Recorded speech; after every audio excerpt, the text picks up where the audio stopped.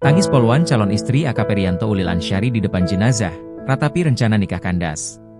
Kasat Reskrim Polres Solok Selatan, AKP Riyanto Ulil Ansyari yang tewas ditembak Kaba Ops Polres Solok Selatan AKP Dadang Iskandar ternyata sudah memiliki kekasih.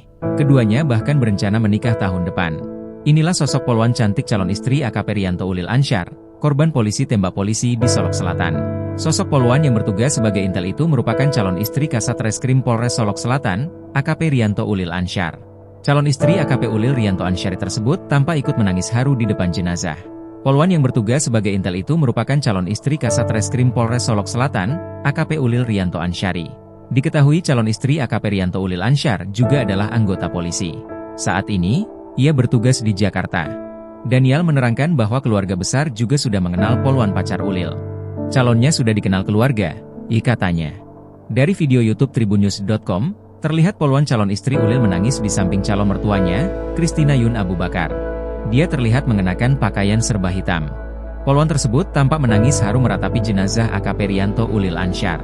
Christina Yun Abu Bakar menangis histeris saat peti jenazah putranya, AKP Riyanto Ulil Ansyar dikebumikan di pemakaman Siri, Napese, Makassar, Sulawesi Selatan, Sulsel, Minggu, 24 November 2024. Jenazah AKP Riyanto Ulil Ansyar tiba sekira pukul 9.25 WITA. Pantauan tribun di lokasi, pemakaman dilakukan secara kedinasan anggota Polri. Pemakaman AKP Riyanto Ulil Ansyar membawa duka mendalam bagi keluarga dan sahabat. Apalagi bagi sang ibu, Christina Yun Abu Bakar.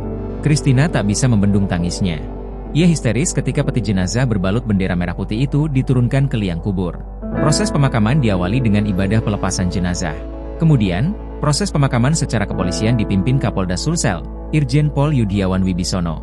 Pemakaman ini dihadiri paman almarhum, Brigjen Elpis Rudi serta sejumlah pejabat TNI dan Polri.